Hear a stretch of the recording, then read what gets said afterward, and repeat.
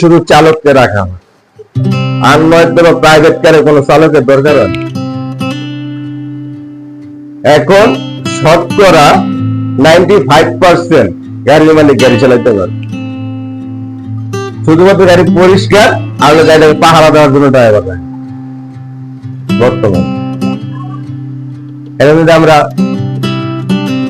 একটা চালক মোটামুটি গাড়ি চালাইতে পারে, কিন্তু তার গাড়ির ধোয়া ছিল খুব ফার্স্ট ক্লাস, খুব সুন্দর ছিল।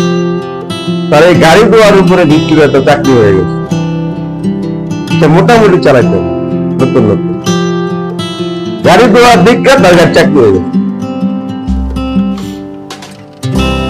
যে কোনো কাজ আমরা করি আমাদের মন থেকে করার চেষ্টা করি। গাড়িতে সবসময় ধোয়া লাগে না, সবসময় পানিতে ধোয়া লাগে।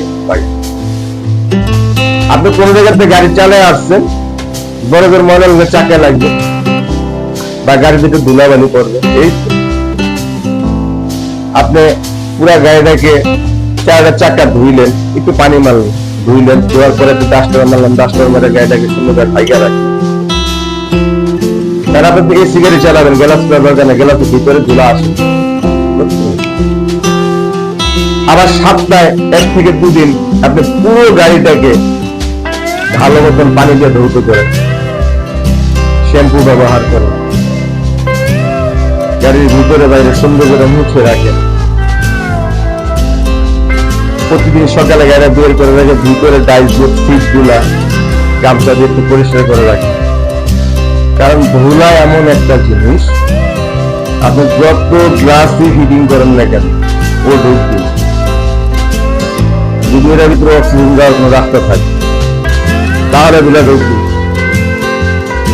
তার জন্য প্রতিদিন গাড়ির সিট গুলো একটু পরিষ্কার পরিচ্ছন্ন রাখবে, ভিতরটা পরিষ্কার রাখবে, নিচের পাওদানটা পরিষ্কার রাখবে।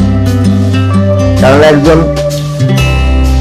মানুষ লক্ষ লক্ষ টাকা খরচ করে একটা গাড়ি কেন কিনে ধরিয়ে রাখছে, লক্ষ লক্ষ টাকা খরচ করে কেন কিনে গাড়ি? নিরাপদে সুস্থ মতে জায়গায় পৌঁছানোর জন্য, তাই না? নিজের সেফটির জন্য। এখন আমি গাড়ি থেকে যদি অসুস্থ হয়ে যায় তাহলে সেফটি রইল? অসুস্থ হওয়ার কারণ কি হতে পারে? ভিতরে ধুলা আছে, এসির বাতাসে ধুলা উড়া নাক দিয়ে প্রবেশ করে তাকে অসুস্থ বানিয়ে দেয়। এর জন্য আমরা সবসময় কি করবো?